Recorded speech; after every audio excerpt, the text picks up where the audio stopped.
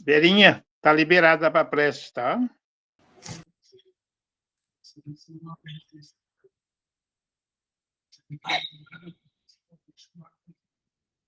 Senhor Jesus, queremos te agradecer por mais este momento especial, este momento de oração, de reciprocidade contigo, Senhor.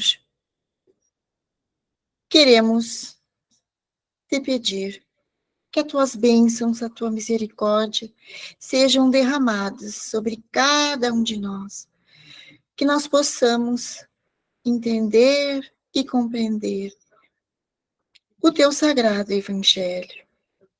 Obrigada, Senhor, por mais este momento de amor e de respeito.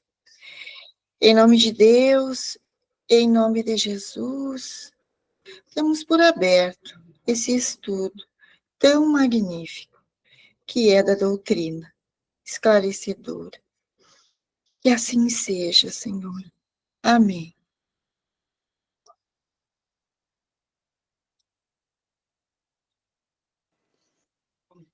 Boa noite a todos. Vamos então projetar o nosso estudo. Mais um capítulo.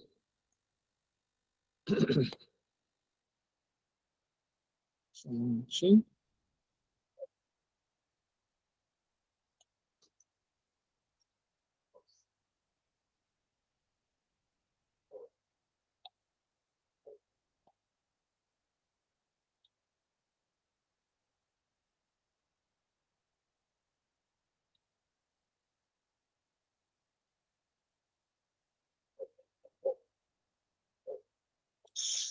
Aí está projetado, então, capítulo 3, o Sublime Visitante. Esse capítulo tem uma mensagem. Aí, quando nós chegarmos lá, a gente vai conversar um pouquinho sobre ela. Bom, como objetivo não é ficar lendo somente, mas quebrar as informações para compreender melhor o livro, eu, como gosto de falar, né, gente? Eu gosto de falar, tá? Então, convido a todos vocês que queiram falar, devem falar, porque não é uma palestra, não é um trabalho, não é um monólogo, né, onde um só fala, é que todo mundo fala.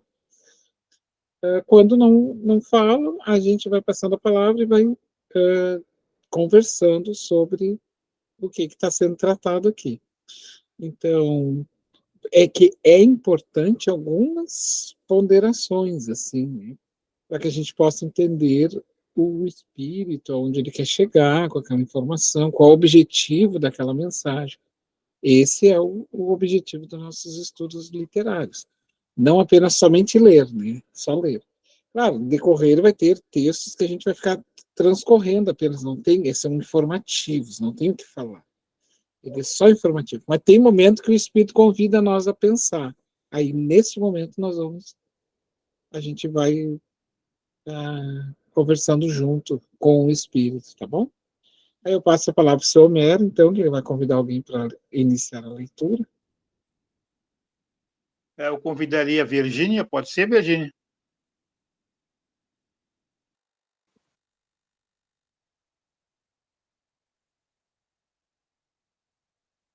Virgínia?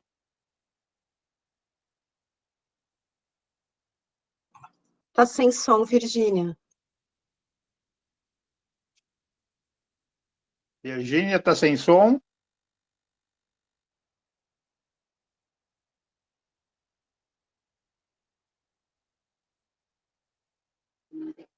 A Nadir? Se encontra, Nadir? Sim. Pode ser tu? Pode ser. O Sublime Visitante.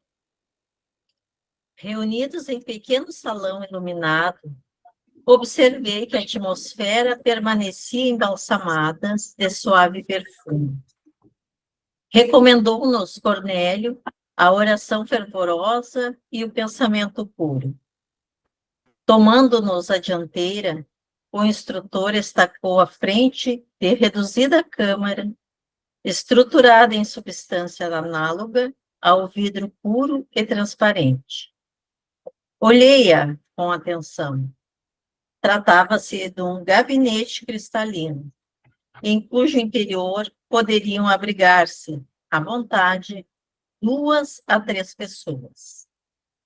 Destacando-se pela túnica muito alva, o diretor da casa estendeu a destra em nossa direção e exclamou com grave entono: os emissários da providência não devem semear a luz sem proveito. Constituir-nos-ia falta grave receber em vão a graça divina. Colocando-se ao nosso encontro, os mensageiros do Pai exercitam o sacrifício e a abnegação, sofrem os choques vibratórios de nossos planos mais baixos, retomam a forma que abandonaram, desde muito, fazem-se humildes como nós, e, para que nos façamos tão elevados quanto eles, dignam-se ignorar-nos as fraquezas, a fim de que nos tornemos partícipes de suas gloriosas experiências. Olha só que interessante. Isso aqui é uma informação que, inclusive, André Luiz dá no estudo da mediunidade, lá no livro Domínios da Mediunidade. Ele vai dizer que quando a gente, por exemplo, vai trabalhar numa mesa mediúnica, ele chama isso de... não é uma permuta. Parece que é permuta, ele dá o nome de permuta, porque troca, né? Então, assim, os espíritos, eles baixam a vibração até nós, até um certo ponto, e depois nós é que temos que elevar para encontrar, porque isso aí se chama-se, não é bem permuta, é como se fosse uma troca necessária, onde há renúncia dos dois lados. Então, eles baixam a vibração para poder alcançar a nossa, mas não vem até a nossa, porque é educativo que nós tenhamos que ir até eles também, entende? Então, para que haja essa conexão. E aí, porque tudo tem que ter um proveito, por isso que eu coloquei lá em amarelo, os emissários da providência não devem semear a luz sem proveito. Então, nada eles fazem no sentido caprichoso, ou por curiosidade, ou por qualquer outra coisa que não tenha um proveito de uma forma geral educativa. Por isso que quando eles vêm até nós, eles vêm com uma finalidade. Né? Somente com essa finalidade, porque para eles o tempo é valioso, não no sentido de tempo é dinheiro, como nós enxergamos. Não, no sentido de que as coisas sublimes são sublimes. Vocês entendem? Eles consideram as coisas sublimes como sublimes. E aí não ficam malbaratando essas informações. Por isso que não falais em nome de Deus em vão, para não malbaratar essas coisas que são divinas. Não é que não falar por não falar, não. É para que a gente não acabe ridicularizando, fala tanto que se agasta. Então, tem coisas que são do campo do sagrado. Elas devem ser sempre evocadas, faladas no momento certo, entende?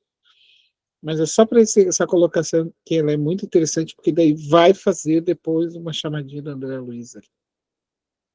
E se alguém gostaria de colocar alguma questão, alguma dúvida, alguma colocação, fique à vontade. Fabiana, Senão, pode falar. eu acho interessante essa fala que você teve. Gente, eu vou abrir aqui, mas eu estou um bagaço, tá? Porque, nossa, eu só tô no pó. É importante essa fala sua, porque o Chico falava muito do tempo, da gente gastar o tempo com coisas produtivas. Então, ele falava muito, assim, do trabalho, né?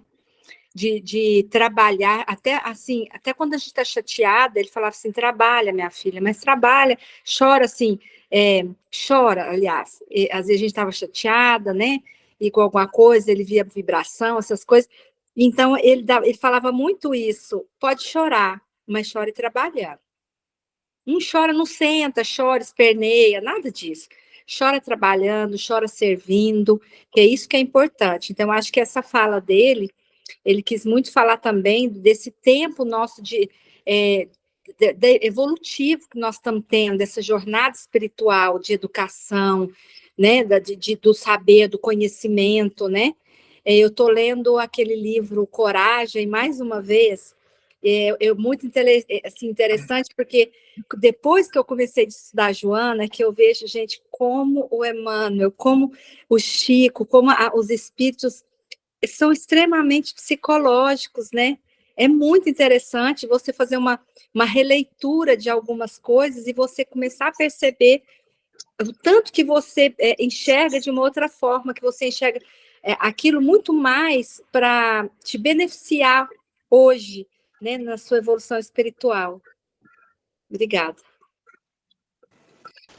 Isso aí. Perfeito.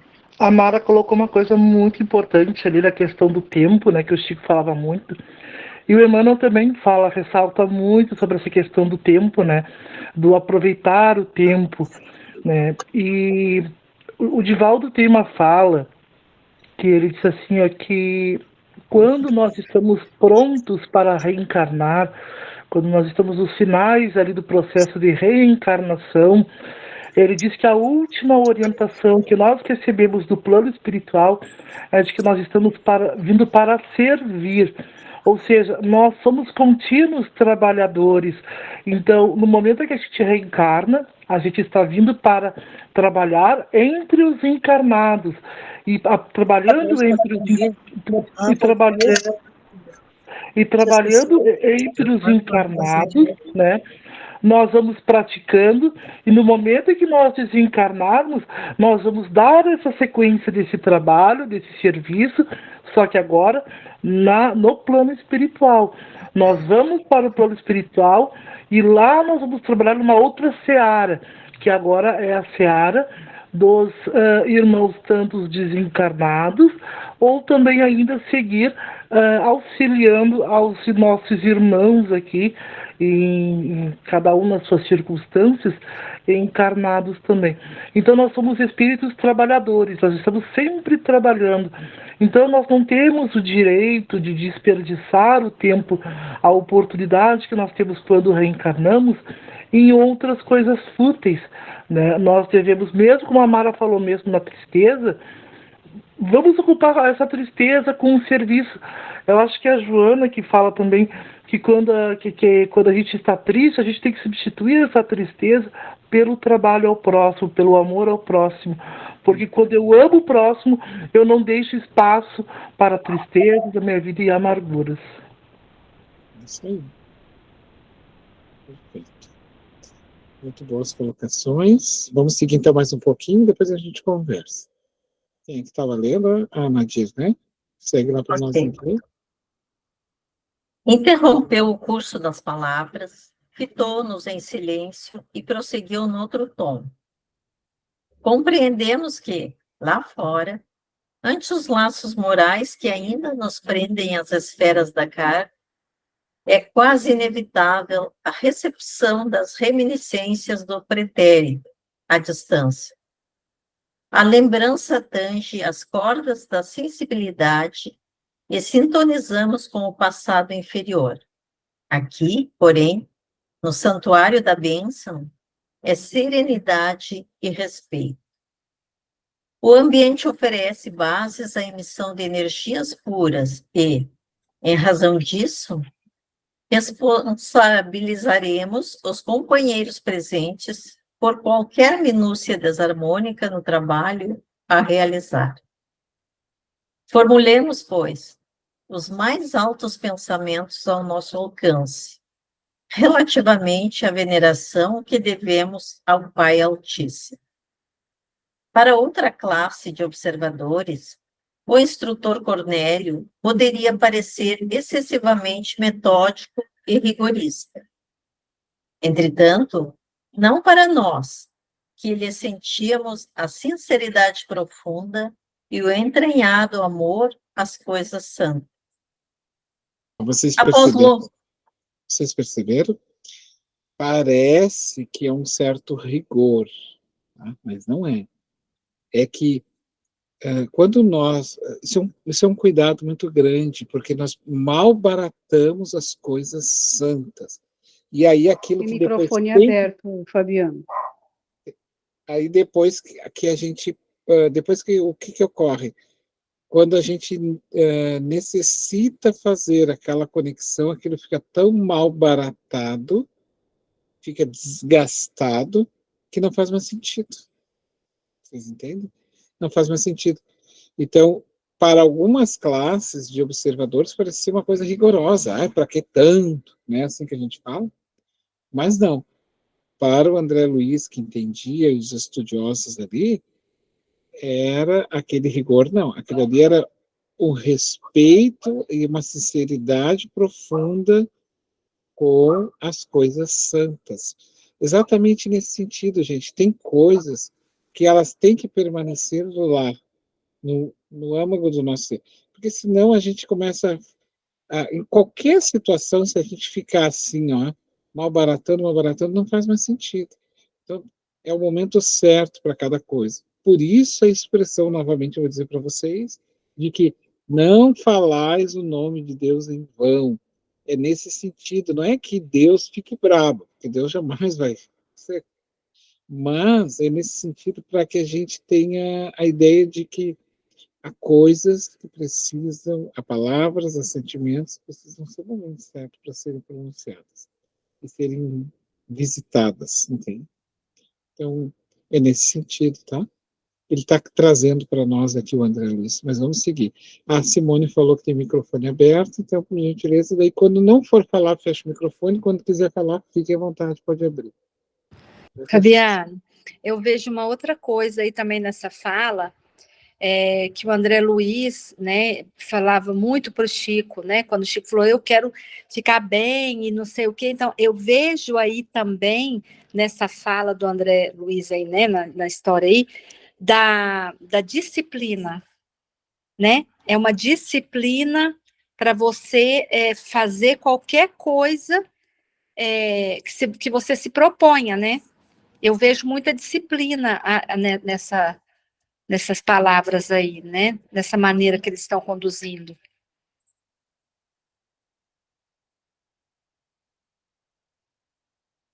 Perfeito. Então, vamos seguir, então. Vamos dar uma agilizada, depois a gente volta a conversar. Bem, após longo intervalo, destinado à nossa preparação mental, tornou ele sem afetação. Projetemos nossas forças mentais sobre a tela cristalina.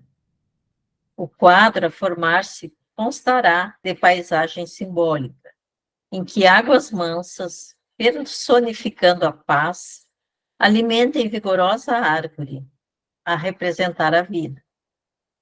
Assumirei a responsabilidade da criação do tronco, enquanto os chefes das missões entrelaçarão energias criadoras, fixando o lago tranquilo. E dirigindo-se especialmente a nós outros, os colaboradores mais humildes, acrescentou: formarão vocês a veste da árvore e a vegetação que contornará as águas serenas, bem como as características do trecho de firmamento que deverá cobrir a pintura mental. Só um adendo, tá? O que eles estão fazendo? Eles vão montar um cenário através da ideoplastia, que é um fenômeno, faz parte de uma das características do perispírito, que é criar. Então, e o pensamento é matéria. Então, era necessário... Bom, nós vamos receber o Divaldo Pereira Franco em Porto Alegre. O que se faz? Se monta um palco cheio de flores, bonito, com águas, com cantos, com orquestra. Isso a gente faz aqui no mundo físico. No mundo espiritual é a mesma coisa. Então, eles vão montar um palco, um cenário, para receber o sublime visitante, que vai vir de outro lugar. Então, cada um está tomando o seu lugar para plasmar isso, porque no mundo espiritual é plasmado, tá bom? Através da ideia, que é uma das propriedades do perispírito, que é a plástica, né? De criar assim. Vamos lá.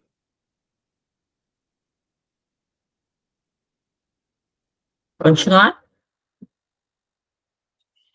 Após ligeira pausa, concluía: o quadro que oferecemos ao visitante excepcional que nos falará em breves minutos.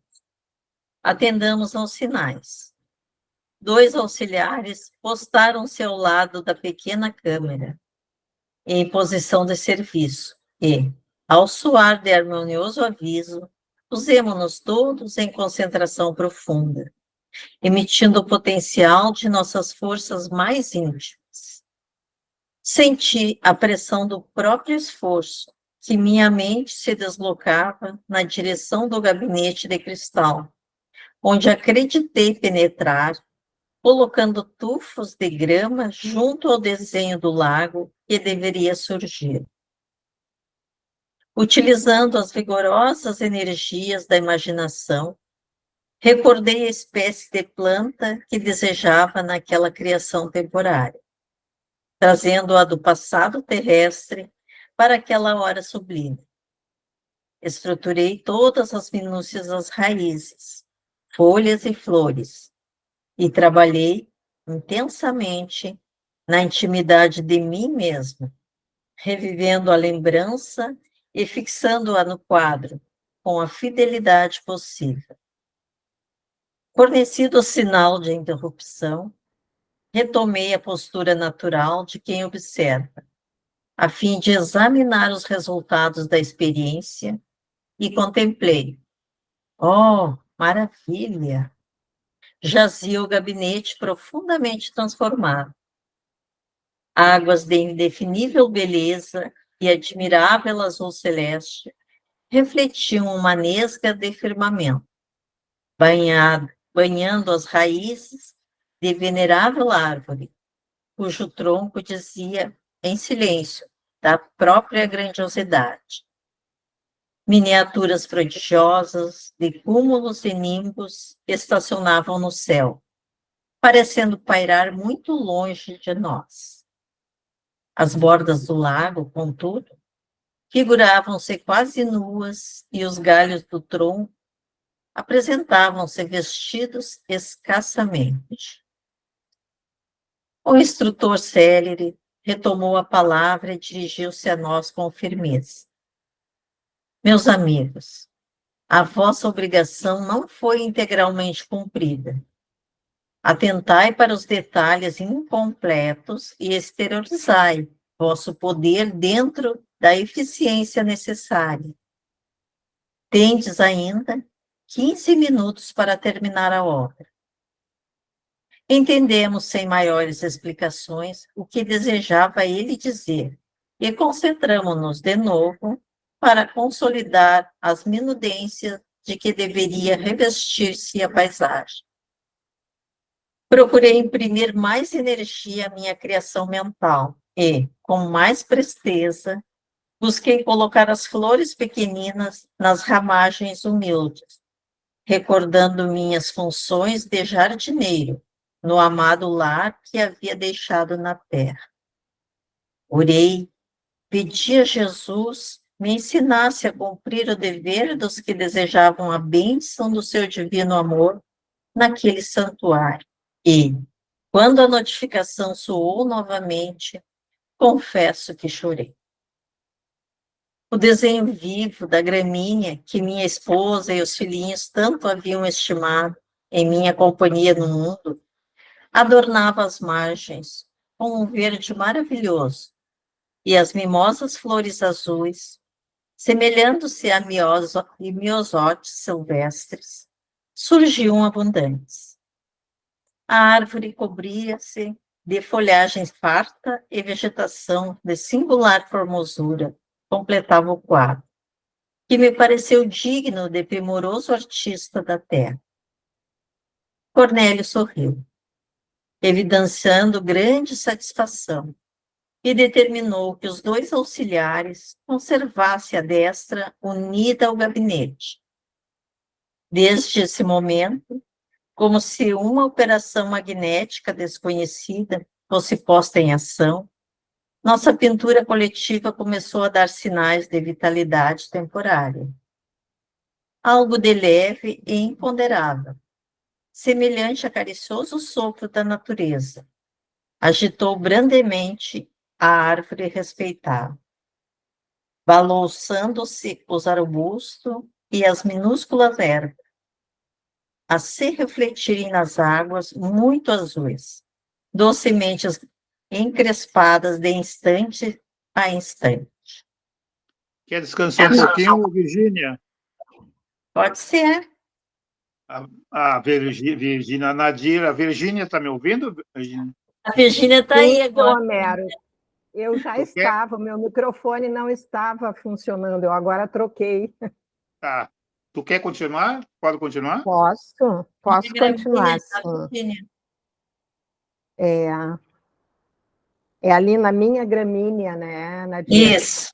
Bem, minha gramínea estava agora tão viva e tão bela que o pensamento de angustiosa saudade do meu antigo lar ameaçou de súbito meu coração ainda frágil. Não eram aquelas flores miúdas que a esposa colocava diariamente no quarto isolado de estudo, não eram as mesmas que integravam os delicados ramos que os filhos me ofereciam aos domingos pela manhã. Vigorosas reminiscências absorveram-me, o ser oprimindo-me inesperadamente a alma. E eu perguntava a mim mesmo, por que mistério o espírito enriquecido de observações e valores novos, respirando em campos mais altos da inteligência, tem necessidade de voltar ao pequenino círculo do coração com a floresta luxuriante e imponente que não prescinde da singela e reduzida gota d'água para descendentar-lhe as raízes. Senti o anseio mal disfarçado de arrebatá-los compulsoriamente da crosta, transportando-os para junto de mim, desejoso de reuni-los ao meu lado em novo ninho, sem separação e sem morte, a fazer-lhes experimentar os júbilos da vida eterna. Minhas lágrimas estavam prestes a cair. Bastou, no entanto, um olhar de Jerônimo para que eu me reajustasse. Arremessei para muito longe de mim toda a ideia angustiosa e consegui reaver a posição do cooperador decidido nas edificações do momento. Cornélio, de pé, ante a paisagem viva, enquanto nos mantivemos sentados, estendeu os braços na direção do alto e suplicou: Pai da criação infinita, permite, ainda uma vez, por misericórdia, que os teus mensageiros excelsos sejam portadores da tua inspiração celeste para esta casa consagrada aos júbilos de tua bênção. Senhor, fonte de toda sabedoria, dissipa as sombras que ainda persistem em nossos corações, impedindo-nos a gloriosa visão do porvir que nos reservaste. Faze vibrar entre nós o pensamento augusto e soberano da confiança sem mescla e deixa-nos perceber a corrente benéfica de tua bondade infinita, que nos lava a mente, mal desperta e ainda eivada de escuras recordações do mundo carnal. Auxilia-nos a receber dignamente teus devotados emissários. Focalizando a mente em nossos trabalhos, o instrutor prosseguiu noutra inflexão de voz. Sobretudo, ó Pai, abençoa os teus filhos que partem a caminho dos círculos inferiores, semeando o bem. Reparte com eles, humildes representantes de tua grandeza, os teus dons de infinito amor e de inesgotável sabedoria, a fim de que se cumpram teus sagrados desígnios. Acima, porém, de todas as concessões, proporciona-lhes algo de tua divina tolerância, de tua complacência sublime, de tua ilimitada compreensão, para que satisfaçam, sem desesperação, e sem desânimo os deveres fraternais que lhes cabem, ante os que ignoram ainda as tuas leis e sofrem com as consequências dos desvios cruéis. Calou-se o orientador do santuário e dentro da imponente quietude da câmara, vimos que a paisagem formada de substância mental começou a iluminar-se inexplicavelmente em seus mínimos contornos. Guardava a ideia de que reduzido sol surgiria à nossa vista sob a nesga de céu no quadro singular. Raios fulgurantes penetravam o fundo esmeraldino e vinham refletir-se nas águas. Cornélio, de mãos erguidas para o alto, mas sem qualquer expressão ritualística, em vista da simplicidade espontânea de seus gestos, exclamou: Bem-vindo seja o portador de nosso Pai amantíssimo. Nesse instante, sob nossos olhos atônitos, alguém apareceu no gabinete, entre a vegetação e o céu. Semelhava-se a um sacerdote de culto desconhecido, trajando túnica lirial. Fisionomia simpática de ancião, apresentava-se nimbado de luz indescritível, e seu olhar nos mantinha extasiados e presos, num misto de veneração e encantamento, sem que nos fosse possível qualquer fuga mental de sua presença sublime. Via-se-lhe apenas o busto cheio, parecendo-me que os seus membros inferiores se ocultavam naturalmente na folhagem abundante. Seus braços e mãos, todavia, revelavam-se com todas as minudências anatômicas, porque com a destra nos abençoava num gesto amplo, mantendo na outra mão pequeno rolo de pergaminhos brilhantes, deixando-nos perceber dourado cordão atado à cinta. Visivelmente sensibilizado, o diretor da casa saudou, nominalmente: Venerável Asclepius, se conosco.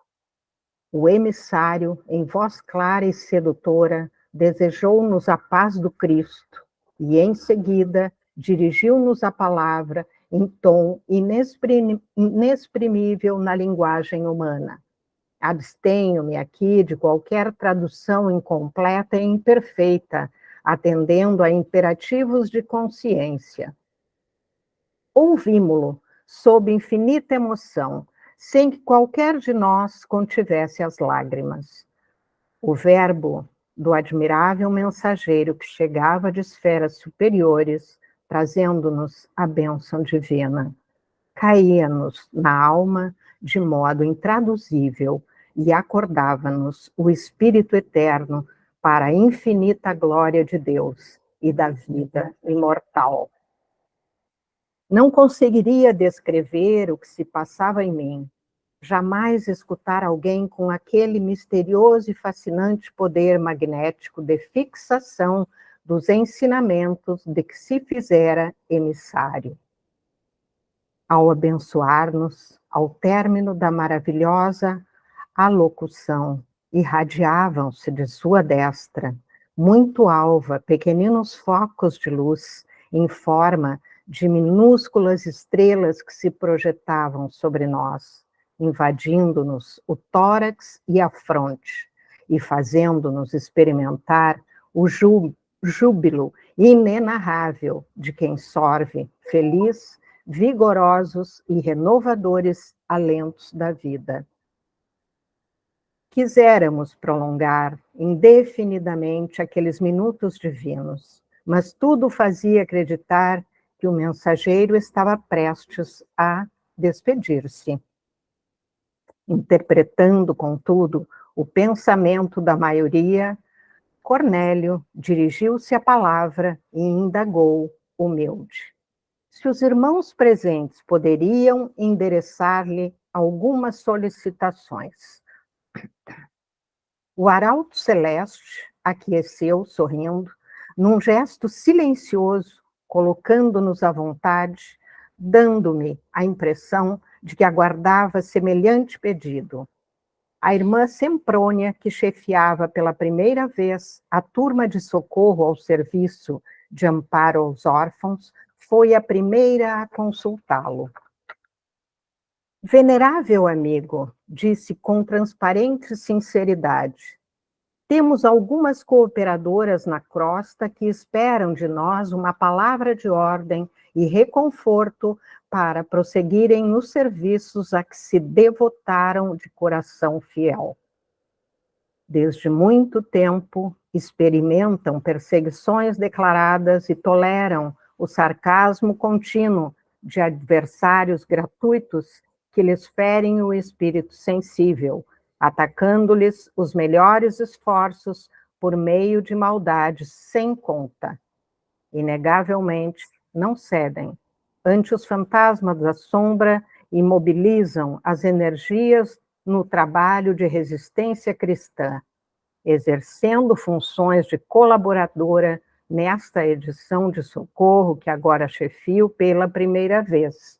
Conheço de perto a dedicação de nossas amigas, testemunham na obra sublime do bem, mas não ignoro que padecem heróicas e leais há quase 30 anos sucessivos ante o assédio de inimigos implacáveis e cruéis.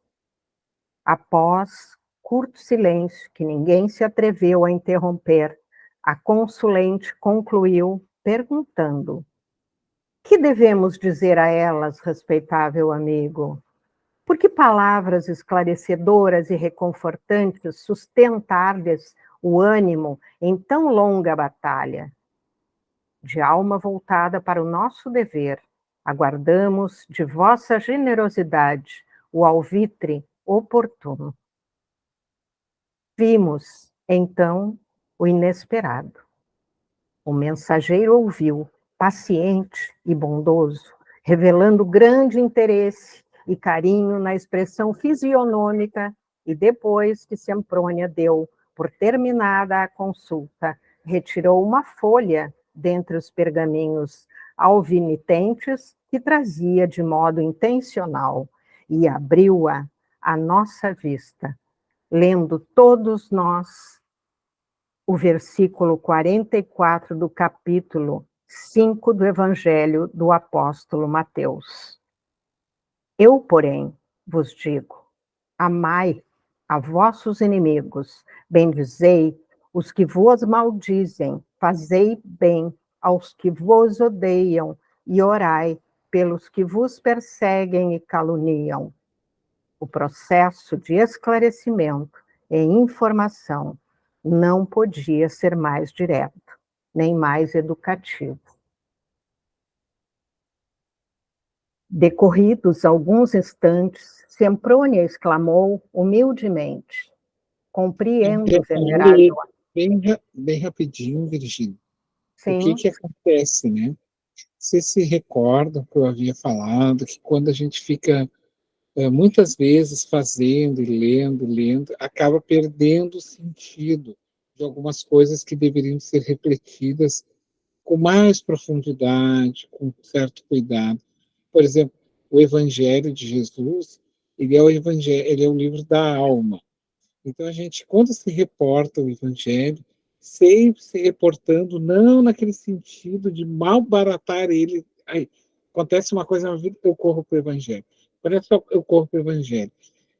O objetivo do Evangelho não é afastar os problemas, porque os problemas da nossa vida, eles são os desafios a se viver, e o Evangelho é o suporte para esse desafio. Por isso ele está dando suporte. Então, o que acontece? A gente acaba esquecendo. Ora, era tão simples, e é tão simples, mas se nós poderíamos traduzir a palavra do mentor ali, né? Mas o que disse Jesus para fazer? Eu não vou dizer nada a vocês. se está sendo perseguido, o que disse Jesus para fazer? Entre outras palavras, foi isso que ele quis dizer. Mas por que a gente não consegue pegar essa ênfase, como ele foi claro ali? Eu, porém, vos digo, amai os vossos inimigos e orai por aqueles que vos perseguem e caluniam. Isso aí, não precisava fazer essa pergunta, obviamente, para ele, porque deveria de ser claro, mas daí a gente perde esse cuidado da leitura do Evangelho na sua seriedade e passa a ficar usando ele para afastar os problemas. Ora, a prece não tem o poder de tirar os nossos problemas. A prece é um mecanismo de suporte para lidar com aqueles problemas. Então, é isso que tem que ter esse cuidado, assim, que às vezes a gente tem que ter o cuidado para que principalmente o Evangelho seja um livro lido e estudado com uma finalidade, e não assim, a qualquer coisa da vida eu pego ele e vou ler, assim. Se eu quero ler ele, para mim poder buscar o conhecimento e a força, mas eu preciso entender que ele não é para tirar os meus problemas. Foi o que ali me pareceu que essa senhora não entendeu, né? Mas só um pouquinho, entre outras palavras, ele quis dizer isso, mas quem é o modelo e guia de vocês? Eu vou trazer aqui, então, aqui para vocês, ó. O modelo e guia de vocês manda dizer isso. Ó. Por isso, André Luiz disse que não era tão claro. Percebeu ali o que o Espírito fez? Ele apenas relembrou aquilo que nós estamos esquecendo. Né? Se você quiser falar alguma questão ou não. Ah, mas daí isso é difícil. Mas nunca nada é fácil. Para isso é treino, exercício, colocar em prática. Fazer, simplesmente fazer. Mas eu não gosto. Então, o que Jesus disse? Eu estava conversando até com a Ivone ontem, depois conversei com a Mara, né, em determinadas situações, assim, a gente, o que Jesus faria nessa situação? O que ele faria nessa situação? É essa pergunta que a gente tem que fazer, para poder encontrar no Evangelho a resposta. Né? Mas vamos lá.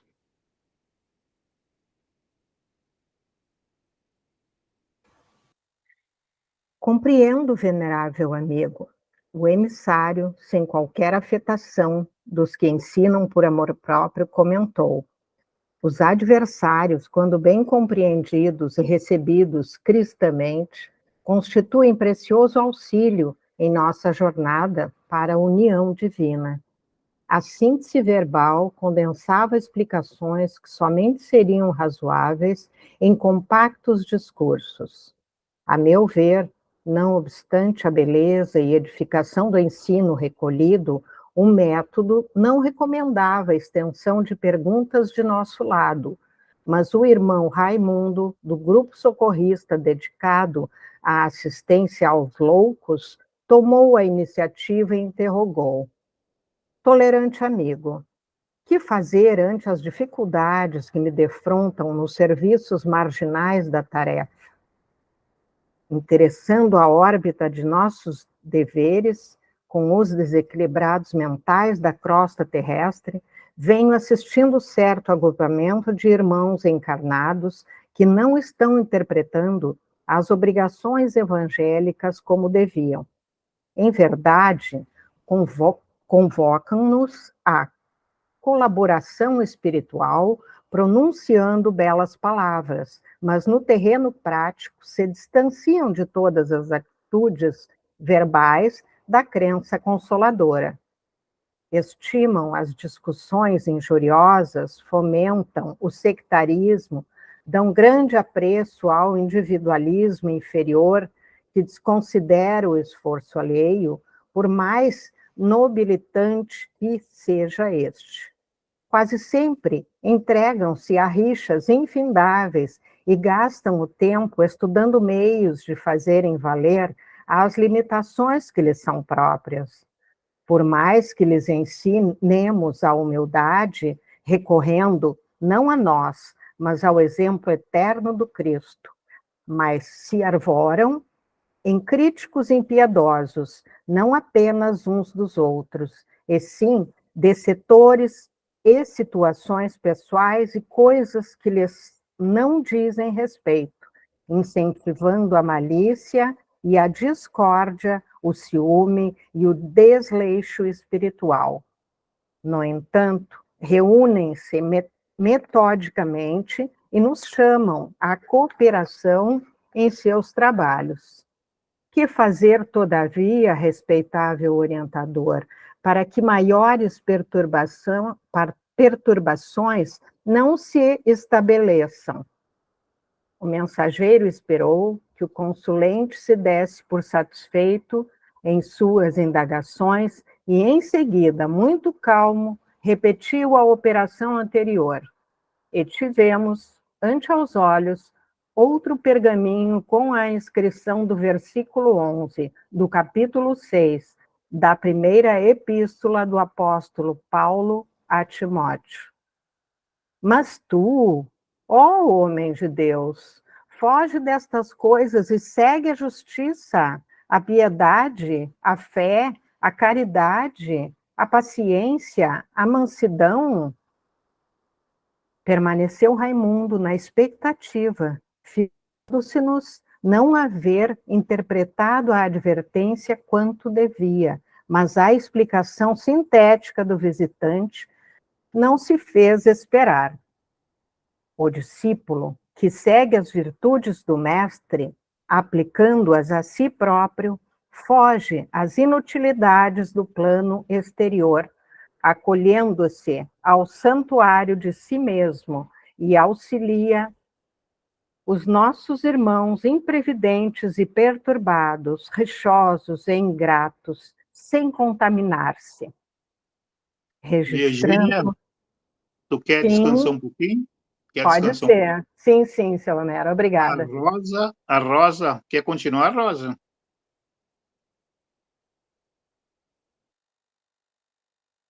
Pode ser, seu Homero. Vocês estão me Sim. ouvindo bem? Sim, sim. Obrigado, Rosa. Muito lindo isso aqui, né, Fabiana? Uma continuação, né? Do nosso conhecimento, aonde nós temos que buscar as lições para que nós possamos trabalhar nas diretrizes certas do Cristo, né? Muito importante. Registrando as palavras sábias de Asclepios, Raimundo pareceu acordar para a realidade e murmurou com algum desapontamento. Aproveitarei a lição. Novo silêncio verificou-se entre nós. A irmã Luciana, porém, que nos integrava o pequeno grupo, tomou a palavra e perguntou: esclarecido mentor, essa é a primeira vez que vou à crosta, em tarefa definida de socorro. Podereis fornecer-me, porventura, a orientação de que necessito? O emissário, que parecia trazer respostas bíblicas preparadas de antemão, desdobrou nova folha e lemos, admirados, o versículo 9 do capítulo 4 da primeira epístola apóstola da gentilidade aos Tessalonicenses. Quando, porém, a caridade fraternal não necessitais de que vos escreva, visto que vós mesmos estáis instruídos por Deus, que vos ameis uns aos outros. Algo confundia Luciana, observou reverente. Compreendo.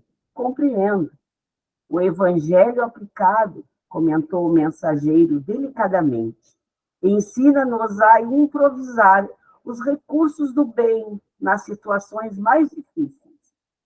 Fases de ano novo, extrema quietude na câmara. Talvez pelo nosso péssimo hábito de longas conversações sem proveito, adquirindo na crosta planetária, não encontrávamos grande encanto naquelas respostas francas e diretas, sem qualquer lisonja ao nosso personalismo dominante. Rolavam instantes pesados quando observamos a gentileza e a sensibilidade do diretor do Santuário da Bênção, notando que Simprônia, Raimundo e Luciana eram alvos da nossa indiscreta curiosidade. Cornélio inquiriu de Asclépios como se fora mero aprendiz. Que dizer para conservar alegria no trabalho, perseverança no bem, devotamento à verdade? O mensageiro contemplou um sorriso de aprovação e simpatia, identificando-lhe o ato de amor fraternal, e descerrou um novo pergaminho, que se lia o versículo 16 do capítulo 5 da primeira carta de Paulo aos Tessalonicenses. Regozijai-vos sempre. Em seguida falou jovial. A confiança no poder divino é a base do júbilo cristão, que jamais devemos perder. O instrutor Cornélio meditou alguns momentos em humildade. Ensina-nos sempre, venerável irmão. Decorreram minutos sem que os demais utilizassem a palavra, fazendo menção de despedir-se, o sublime visitante comentou a fala. À medida que nos integramos nas próprias responsabilidades, compreendemos que a sugestão direta nas dificuldades e realizações do caminho deve ser procurada com o Supremo Orientador da Terra. Cada espírito, herdeiro e filho do Pai Altíssimo, é um mundo por si, com as suas leis e características próprias. Apenas o Mestre tem bastante poder para traçar diretrizes individuais aos discípulos. Logo após, abençoou-nos, carinhoso, desejando-nos bom ânimo. Reconfortados e felizes, vimos um mensageiro afastar-se, deixando-nos envoltos numa onda de olente e inexplicável perfume. Ambos os auxiliares que se mantinham apostos retiraram as mãos do gabinete e, depois de várias operações magnéticas efetuadas por eles, desapareceu a pintura mental, voltando a peça de cristal ao aspecto primitivo. Tornando a conversação livre, indagações enormes oprimia-me o cérebro. Não me contive. Com a permissão de Jerônimo e liderando companheiros tão curiosos e pesquisadores quanto eu, acerquei-me de Cornélio e despejei-lhes aos ouvidos grande cópia de interrogações. Acolheu-me, benévolo, e informou. Pertence Asclépios a comunidades redimidas do plano dos imortais, nas regiões mais elevadas da zona espiritual da Terra. Vive muito acima de nossas noções de forma em condições inapreciáveis a nossa atual conceituação da vida. Já perdeu todo o contato direto com a crosta terrestre e só poderia fazer-se sentir por lá por intermédio de enviados e missionários de grande poder. Apreciável é o sacrifício dele, vindo até nós, embora a melhoria de nossa posição em relação aos homens encarnados. Vem aqui raramente, não obstante, algumas vezes, outros mentores da mesma categoria visitam-nos por piedade fraternal. Não poderíamos, por nossa vez, demandar o plano de Asclépios a fim de conhecermos a grandeza e sublimidade. Perguntei. Muitos companheiros nossos, assegurou-nos o instrutor, porque por merecimentos natural no trabalho, alcançavam admiráveis prêmios de viagens não só às esferas superiores do planeta, que nos serve de moradia, mas também aos círculos de outros mundos. Sorriu e acrescentou: não devemos esquecer, porém, que a maioria efetua semelhantes excursões somente na qualidade de viajores, em processo estimulante do esforço pessoal, a maneira de jovens estudantes de passagem rápida pelos institutos técnicos e administrativos das grandes nações. Raros são ainda os filhos do planeta em condições de representá-lo dignamente noutros órgãos e círculos da vida do nosso sistema. Não me deixei impressionar e prossegui perguntando: Asclépios, todavia, não mais reencarnará na crosta? O instrutor gesticulou significativamente e esclareceu: poderá reencarnar em missão de grande benemerência, se quiser, mas há intervalos de 5 a 8 séculos entre as reencarnações. Oh, Deus! Exclamei. Como é grandioso semelhante estado de elevação! Constitui sagrado estímulo para todos nós, ajuntou o mentor atenciosamente. Devemos acreditar, interroguei admirado. Seja esse o mais alto grau de desenvolvimento espiritual no universo? O diretor da casa sorriu compassivo, em face de minha ingenuidade, e considerou: de modo algum. Asclépios relaciona-se entre abnegados mentores da humanidade terrestre, partilha da soberana elevação da coletividade a que pertence, mas, efetivamente, é ainda entidade do nosso planeta, funcionando, embora em círculos mais altos da vida. Compete-nos peregrinar muito tempo no campo evolutivo para lhe atingirmos as pegadas. No entanto, acreditamos que o nosso visitante sublime suspira por integrar-se no quadro de representante do nosso orbe, junto às gloriosas comunidades que habitam, por exemplo, Júpiter e Saturno. Os componentes dessas, por sua vez, esperam ansiosos o instante de serem convocados às divinas assembleias que regem o nosso sistema solar.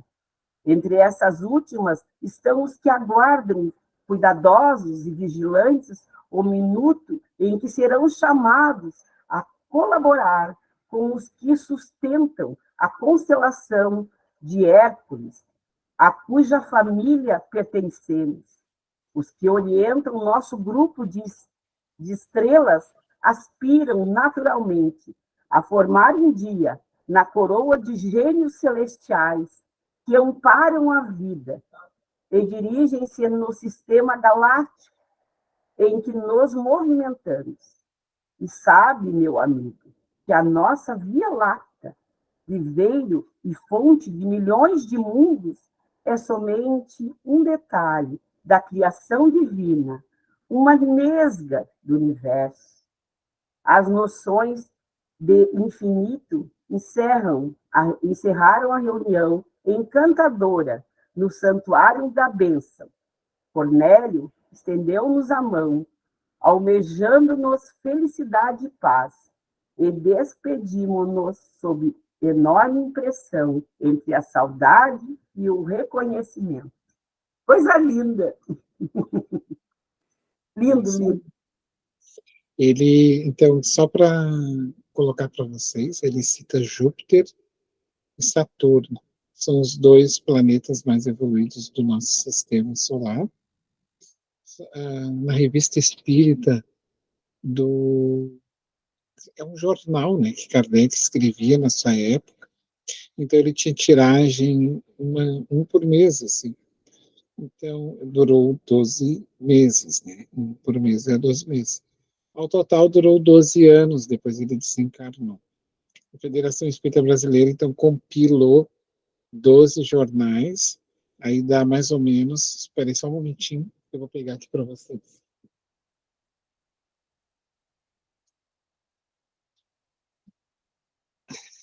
Aí dá assim, ó, pessoal, dá um livro grosso desse, tá? Então, aqui, ó, é esse aqui, por exemplo, que eu tenho nas minhas mãos, o ano 9, 1866. Então, aqui é um ano de jornal, tá? Então, são 12 edições, começa de janeiro, vai até dezembro. Então, são 12 livros desses, 12 jornais aqui dentro, 12 livros.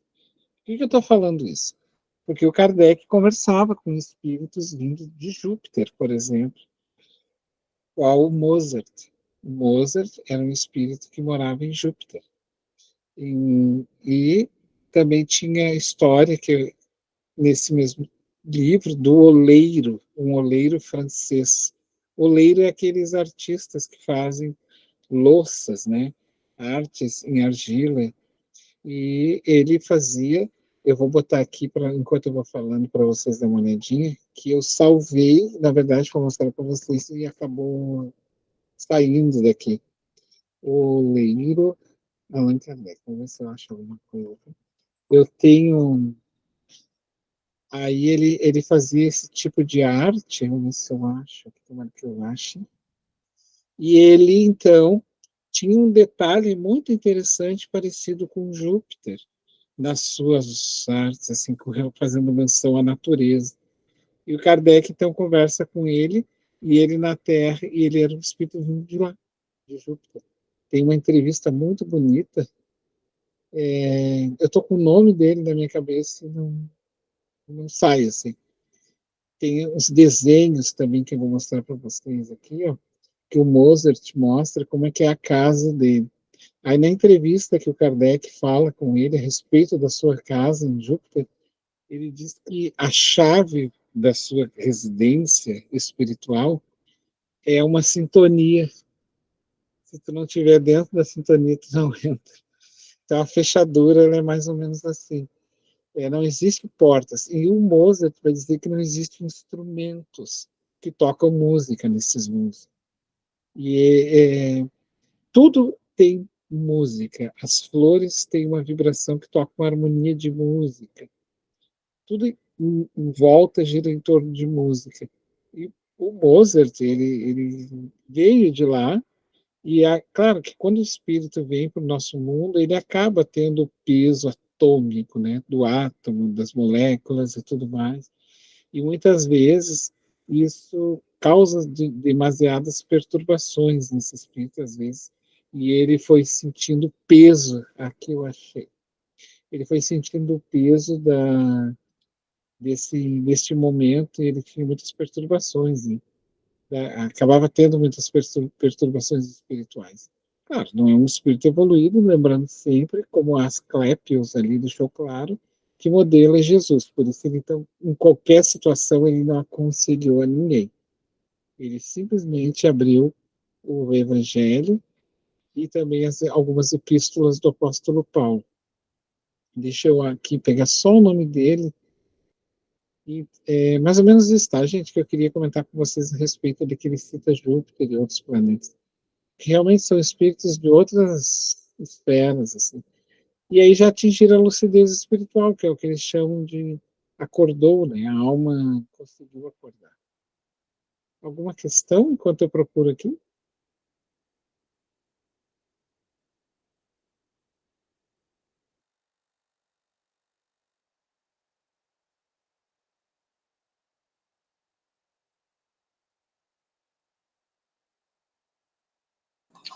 É interessante pensar, né, Fabiano, que a gente vê ali esses benfeitores para nós que estão vindo em tarefas de auxílio, se propondo a auxiliar e com tantas dúvidas também, né? Como esse processo de evolução ele é lento e a gente tem que galgar mas a importância, principalmente, daquilo que tu falaste antes, da gente não simplesmente ler, mas da gente tentar internalizar as mensagens, porque essa do amai vossos inimigos, por exemplo, é uma das coisas que mais se repete no meio espírita, né, e nas obras que a gente lê, mas até que ponto a gente consegue realmente vivenciar isso, né? E ter isso como algo sempre presente, porque eu acho que essa é a grande lição, aquilo tem que fazer parte da nossa vida de uma forma que a gente se dê conta por si mesmo. É que o grande problema nosso é que nós queremos ser algo que demandaria um treino espiritual constante. Nós perdemos esse endereço de que eu preciso ler e ir internalizando e colocando em prática. Não, eu já quero ser direto. É aí que está o conflito. Porque ninguém se forma sem antes percorrer um curso. Não existe isso, né? Então eu tenho que percorrer um curso.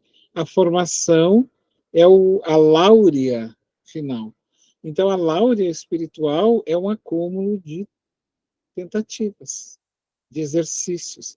Ah, mas eu não sei amar ainda, mas não é para saber mesmo amar. O amor é um treino diário. Então, como é que eu faço? O que faria Jesus nessa hora? Daí eu vou lá e tento aplicar aquilo. O que faria Jesus nesse momento? Eu tento aplicar isso.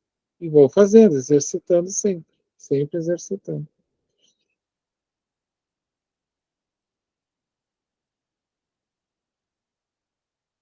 Ô, Fabiano, naquela parte ali também que ele fala que acho que é André Luiz que pergunta, né, se ele já está, né, se ele já é um espírito que não reencarna mais aqui, e daí o mentor diz, né, que ele pode reencarnar como um benfeitor, mas o jeito com que ele coloca a situação, com que eles se admiram diante daquela sabedoria, daquela maneira de ele falar simplesmente trazendo a Bíblia Sagrada, né, os versículos da Bíblia, né, para dizer exatamente aquela palavra que, se a gente for estudar a fundo, traz esse conhecimento a nós. Então, ele já tinha esse entendimento profundo da literatura bíblica, né? Sabendo, nós ainda muitas vezes lemos um texto bíblico e não entendemos o que esse texto quer dizer para nós, que queremos trabalhar, né? Ele muitas vezes não nos traz assim exatamente a palavra, sabe? Nós queremos uma fácil assimilação. A gente né? A gente é meio devagar ainda, né? Porque a gente quer tudo esmiuçadinho ali. E ele não, né? Ele traz aquilo bem dito, como Jesus dizia na época, ou como o apóstolo Paulo falou, né? Então, achei bem interessante isso, né? Achei diferente, né, Fabiana? Achei muito Exatamente. diferente. Isso aí. Aqui, ó, eu trago para vocês, tá? Então, aqui está no fim, eu fiquei procurando e acabei achando num site, tá? Que estava a informação, e aí eu fui entrar no site e descobri que era um site que eu mesmo tinha feito há muito tempo atrás, e eu tinha até me esquecido do site, que era um site se chama-se Espiritismo, Projeto Pedagógico de Jesus. Aí eu olhei, mas eu conheço esse site, eu tinha até perdido esse site. Aqui, ó. Essas são algumas cerâmicas que ele faz. Ele é o Bernard Balinski, tá? Palissy. Bernard Palissy. Quando ele estava na Terra, ele fazia esse tipo de louça, assim, com animais, em estilo diferente, sabe? Olha os jarros aqui, ó. Então ele tinha, isso hoje está no museu da França. Então Kardec porque o que acontece, né, gente? Obras básicas são obras dos espíritos que o Kardec, então, aí nós vamos falar, codifica, né? Ele organiza para os espíritos a partir das perguntas que ele faz e as respostas que os espíritos dão. A revista espírita é o momento em que o Kardec quer ser ele, o pesquisador, o entrevistador, entende? Então, tanto é que quando ele consulta os espíritos, porque quando ele chega para os espíritos, ele pergunta se ele gostaria de fazer um jornal, porque ele estava incomodado. Olha só. Porque ele publicava num jornal da França na época, e esse jornal misturava os escritos dele com outros escritos espiritualistas, assim, então ficava uma coisa assim distoante. Então ele criou a Revista Espírita, e os espíritos disseram para ele que era mais um trabalho para ele, mas que ele faria, né? Se ele pudesse sustentar, então. E ele então cria esse jornal de estudos psicológicos. E ele tinha tiragem. Aí tinha um menino que ia todos os dias, todo mês na porta da casa dele e pegava o jornalzinho e saía para vender, entregar na rua para os assinantes e tudo mais. E aí, num desses jornais, o Kardec coloca, então, essa entrevista que ele conversa com Palise, que era o oleiro que fazia essas louças. E ele conta, então, que ele era um espírito altamente evoluído e que estava de passagem pela Terra por uma tarefa específica da evolução dele, né, do trabalho espiritual dele, como alguém que vai fazer uma viagem, para fazer uma pesquisa e tudo mais, e necessita. E ele deixa, então, essas louças, assim, que tinham umas características muito próximas desse planeta, e cheio de símbolos, imagens, assim, arquetípicas, junguianas, cheio de mensagens, que qualquer pesquisador como Jung encontraria muitas e muitas e muitas informações aqui. E é interessante que na última revista que o Kardec consegue publicar, então ele entrega para o menino a revista, e quando ele vira as costas, ele põe a mão no peito e cai e tomba no chão, e tem então um aneurisma, ali ele desencarna. Aí a esposa dele, a Meli, vendo a situação, corre, tenta socorrer ele. Quando ela percebe então que ele já não estava sem vida, ela pega um cobertor, coloca sobre ele ali e chama então o povo espírita da época, porque eles tinham a ESP, né, que era como se fosse a primeira sociedade espírita da época. Era ESP, estudo. Eu sabia a sigla, eu sei a sigla, tem um significado.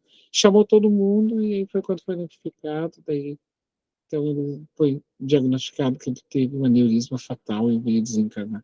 Mas ele então, nessa edição, ele coloca sobre esse espírito aqui, ó, de Júpiter. Então esses espíritos superiores, eles vêm para fazer suas excursões ou incursão de aprendizado com eles ou com a humanidade, e deixam aqui para nós essas marcas, essas belezas de lá. E o Mozart também, e assim entre vários outros espíritos que foram passando pela Terra. Aqui está o sitezinho que eu falei para vocês. Eu vou fechar aqui. Alguma questão, pessoal? Está nesse...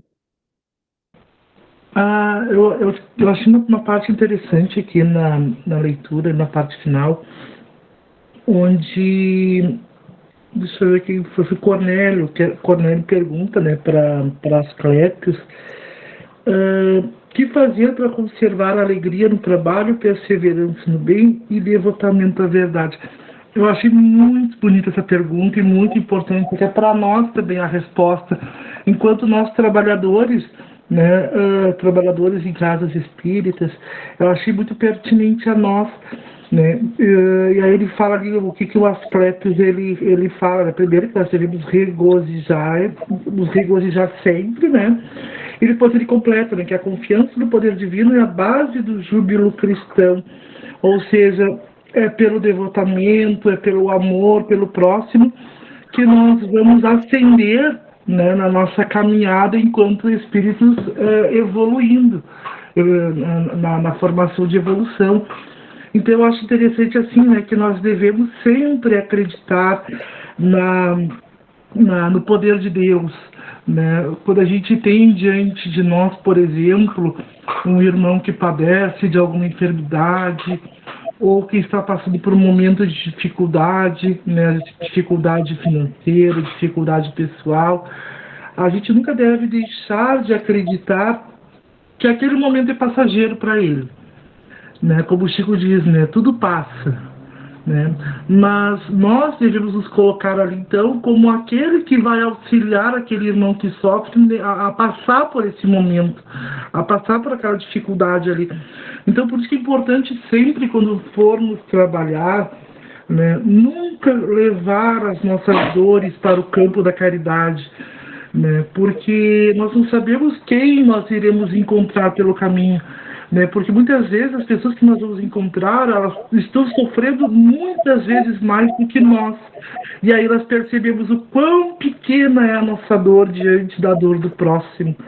Então ele fala ali, né, sobre confiar sempre no poder divino. A gente nunca deve perder essa confiança, confiar em Deus, confiar na misericórdia de Deus, né? Então é essa confiança que deve nos impelir a fazer o bem, é levar essa confiança, essa credibilidade de que aquela pessoa não está sozinha, ela não está abandonada ali, que ela está passando por aquele momento de dificuldade que é necessário que ela passe, mas que ela não está passando sozinha, que ela tem irmãos, tanto irmãos encarnados quanto desencarnados, que estão ali prestes, prontos a estender a mão, né? E aí a gente isso serve às vezes até para nós, né? Porque às vezes a gente acha que para fazer o bem tem que ter a hora, né? Então, até vou colocar uma situação aqui de um vizinho nosso aqui da Casa Espírita aqui, né? Até quem esteve ali foi o Fabiano e o Roberto, estiveram visitando ali a situação, a casa, né, desse vizinho da Casa Espírita ali, e viram a situação precária que aquelas pessoas ali viviam, né? A precariedade que viviam. E isso em pleno domingo, gente. Quantas pessoas seriam capazes de abrir mão do seu domingo, do seu dia de descanso, para estar na condição, né, de fazer o bem, de estar ali atendendo aquelas pessoas que precisam? Muitas das pessoas acham que assim, mas hoje é domingo, eu vou deixar para fazer, para ir lá visitar, saber a situação deles amanhã, que é segunda-feira. Hoje é meu dia de descanso. Então nós trabalhadores, nós não temos o período nosso de descanso na hora de dormir à noite. Então nós temos que estar sempre prontos a estar a serviço, né? Quando o mestre chamar, quando a situação aparecer, nós temos que fechar os olhos e ir, mas ir confiantes no Senhor, né? E confiantes. E aí muitas vezes a gente coloca, né? Às vezes colocamos empecilhos para não fazer o bem, damos desculpas, nos amparamos em desculpas, né? Mas no momento que a gente tem no nosso entendimento o quanto é importante isso para nós, fazer o bem, prestar o serviço, fazer a caridade através das vias do amor, o quanto isso é importante para nós, para a nossa caminhada, nós não vamos colocar desculpas, né? A nossa prioridade vai ser sempre servir o nosso próximo, servir o nosso irmão. Sim. Outro espírito também que esteve na Terra e viveu ali, está na revista do Kardec, uma delas, é São Luís. São Luís, ele é o mentor, foi o mentor da França, no período, reencarna na França, e depois se torna coroado na França. E ele, no mundo espiritual, ele foi por muito tempo mentor espiritual da França e depois retorna para Júpiter. Então, assim, isso é um caminho que todos nós vamos inevitavelmente, tá, pessoal? O amor é assim, está no Evangelho segundo o Espiritismo. Quando é indagado, como é que eu faço para amar alguém que eu odeio? Não é uma coisa assim. E aí o Espírito diz assim, o amor pressupõe confiança. Ora, como hei de confiar em alguém, né, que eu não... Então, é o próprio São Luís que fala de que, bom, primeiro passo para começar a amar alguém é não lhe desejar o mal. Então, assim, amar, gente, não é simplesmente sair abraçando, agora eu te amo. E aí o São Luís fala disso, né? Não dar-lhe um beijo na testa. Não tem como fazer isso, porque o amor pressupõe confiança. Como eu irei confiar em alguém que me fez o mal? Então, não tem. Então, quais são os mecanismos para começar o amor? Aí ele cita, não lhe desejar o mal, não lhe obstaculizar a marcha. E aí o São Luís cita um terceiro item, que é o pior de todos que nós podemos cometer, que ele vai dizer que nós devemos, inevitavelmente, nunca fazer, que é, está lá no Evangelho, desacreditá-lo perante a sociedade. Isso é a pior coisa que alguém pode fazer. O que é desacreditar alguém na sociedade? Então, eu digo assim, a pessoa, onde ela vai, eu vou desacreditando ela. Ó, toma cuidado, porque essa pessoa é isso. Ah, tu vai dar emprego? Toma cuidado, não sei o quê. Aquela fulano, toma cuidado, não sei o quê. Então, tu fica desacreditando. Aí ele cita assim, é pior do que o duelista, diz São Luís. Por que ele diz isso? Porque o duelista está frente a frente ao seu oponente e ele enfrenta frente a frente. Esse ato de desacreditar o outro é sorrateiro, porque nem para estar ali é corajoso, porque ele fica minando aquela pessoa pelas costas, por onde ela vai. Então, o amor, ele é gradual. Primeiro, eu não lhe desejo mal, depois eu faço preces por ele. Mas eu não consigo. Bom, mas se eu não começar a fazer esse jogo, eu não vou conseguir fazer nunca. Então, como é que eu posso... Aí, vocês viram aí o ensinamento do Espírito para o André Luiz? Quando ele não conseguiu mais fazer o cenário, daí ele pensou na família, e aí quando ele, então, pega e lembra do jardim, e aí começa a surgir, o que é isso? É nós pegarmos modelos de amor que nós temos e colocarmos naquele lugar. Então, com relação aos inimigos, é mais ou menos isso, a gente coloca modelos naquele lugar. Se é alguém, a gente diz assim, se fosse meu filho, se fosse a minha mãe, se fosse lá. Bom, aí eu vou tentar fazer um exercício. Eu não gostaria. Então, eu coloco ali, por enquanto, isso aí é um processo de empatia, né? Se eu colocar no lugar do outro, eu vou colocando esses elementos, aquela pessoa não suporta. Então, poxa, mas ela também tem uma família, ela também tem uma mãe, eu também tenho um filho, eu gostaria que alguém odiasse meu filho, eu gostaria que alguém odiasse. Eu faço esse treino, é um treino, gente, que a gente vai fazendo, até que a gente vai conseguindo lentamente compreender o problema do outro nele mesmo. Porque às vezes a gente absorve o problema do outro para nós, por isso muitas vezes as mágoas. Se as pessoas, claro que a gente fica muito magoado, isso é natural, quando cometem o erro conosco, isso é natural a gente sentir. O que os espíritos pedem é que a gente faça pouco a pouco o papel inverso de dar a outra face, tentando sair. Ah, mas eu ainda estou muito ligado. Então, respeita o problema do outro nele mesmo. Ah, a pessoa é assim, mas é dela mesmo, não é meu. Eu não vou aceitar isso. Não aceitar não é revidar, é não assimilar aquele problema para mim.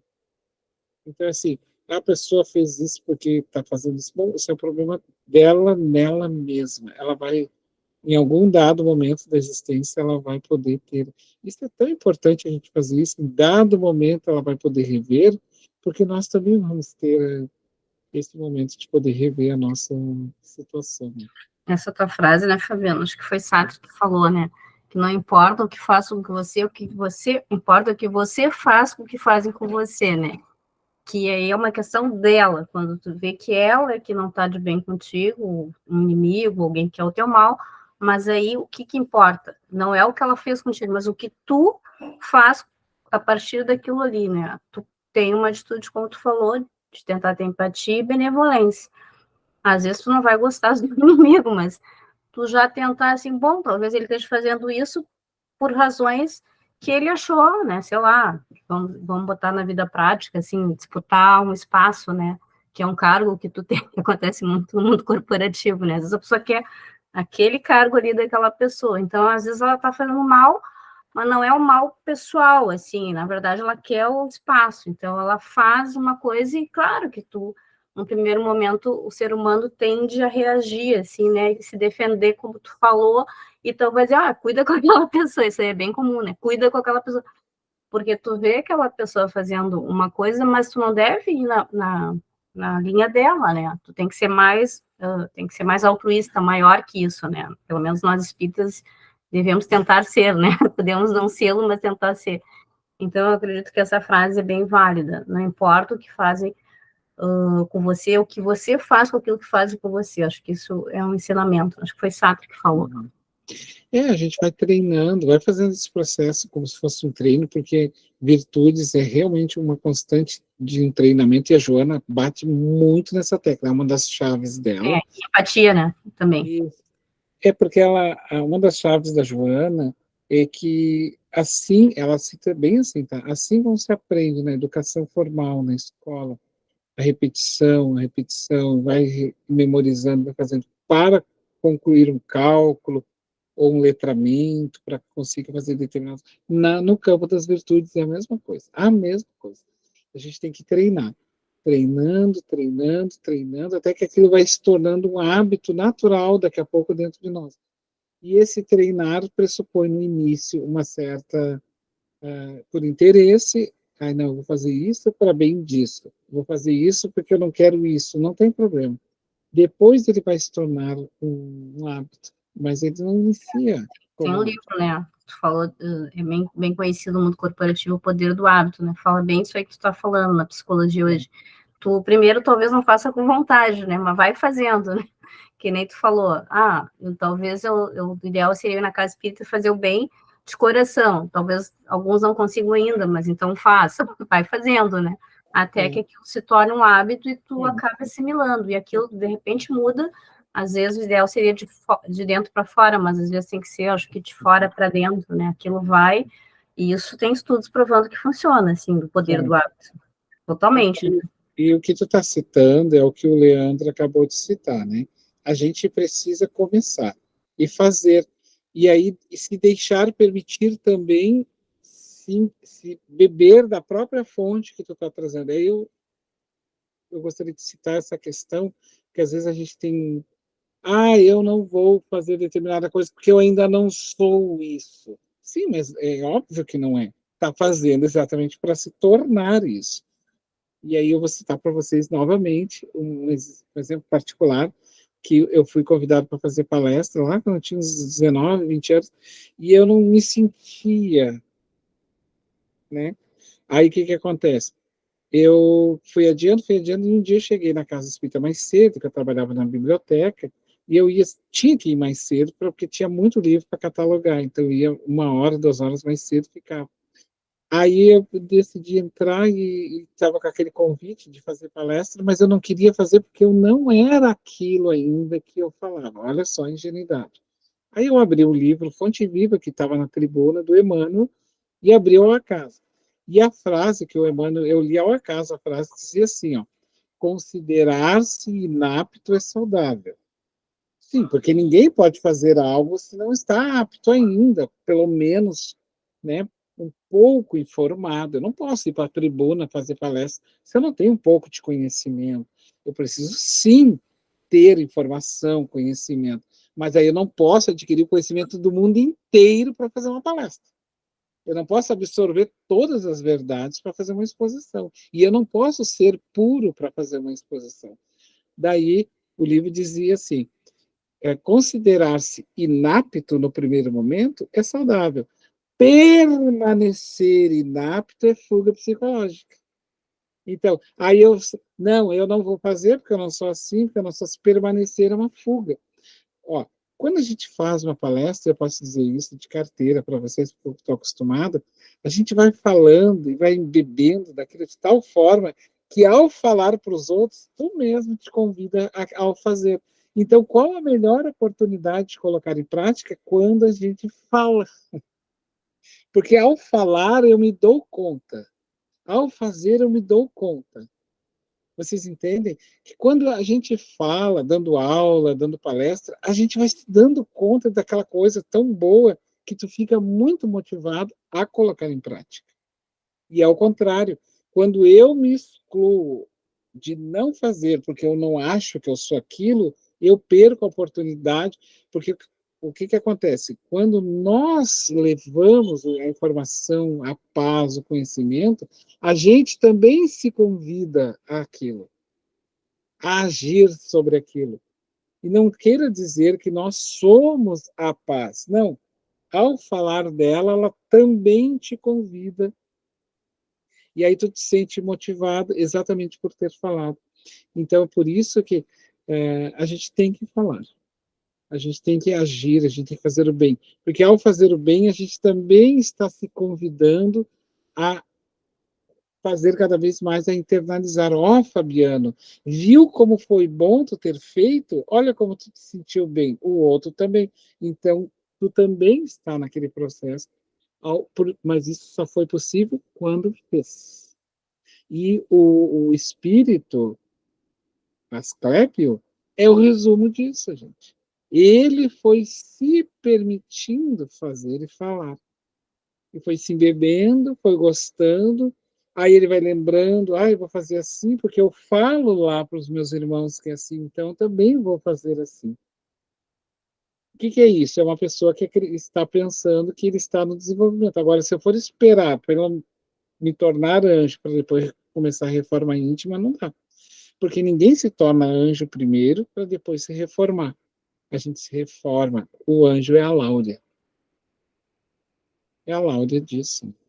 Ninguém se torna médico primeiro para depois estudar medicina.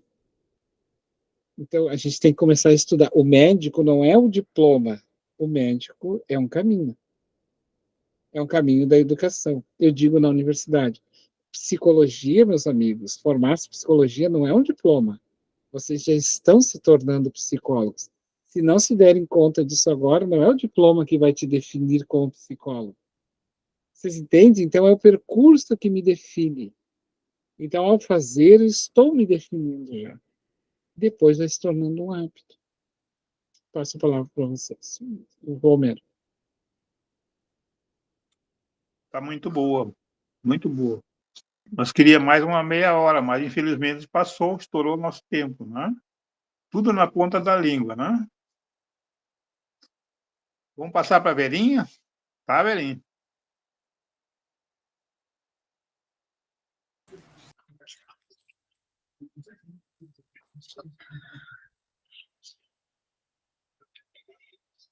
Divino Jesus, agradecidos que estamos pela explanação do livro, entendimento, compreensão, que possamos a cada instante, Senhor, elevar o nosso pensamento até Ti, em cada instante de nossas vidas, para reviver o Teu amor e pôr em prática.